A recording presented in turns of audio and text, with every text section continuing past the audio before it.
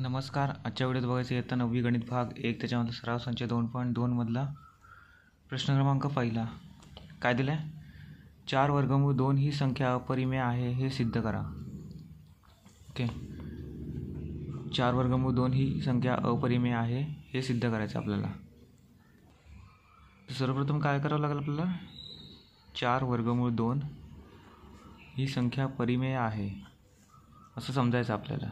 ही संख्या परिमेय आहे असे समजू. ओके, म्हणून काय परिमेय संख्या समजलं ना आपण. म्हणून 4 वर्गमूळ 2 बरोबर ई भागिले क्यू. ओके, परिमेय संख्या या स्वरूपात लिहितात. आता हे पी व क्यू काय असतात? पी व क्यू हे पूर्णांक असतात, पूर्णांक संख्या असतात. ओके, त्याच्यानंतर पूर्णांक संख्या आहेत व काय Q is not equal to 0, म्हणजे पूर्णांक संख्या आहेत पण ते शून्य नाही आहेत. ओके, म्हणजे 1 2 3 4 5 असे असतील कुठल्या तरी संख्या पी आणि क्यू. ओके, तर आता आपण काय करूया? वर्गमूळ 2ला इथे ठेवूया आणि 4ला इकडे नेऊया, कारण वर्गमूळ 2 अपरिमेय संख्या आहे म्हणून, आणि 4 ही परिमेय संख्या आहे.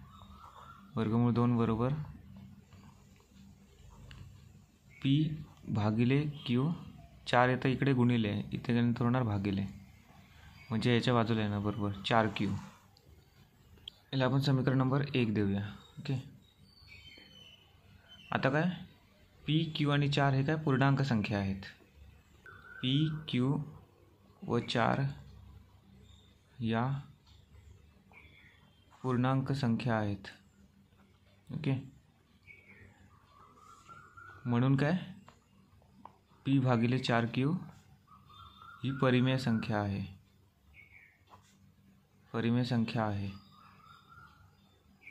पण आता काय परिमेय संख्या ती आहे तर ठीक आहे, पण वर्गमूळ 2 ही अपरिमेय संख्या आहे ना,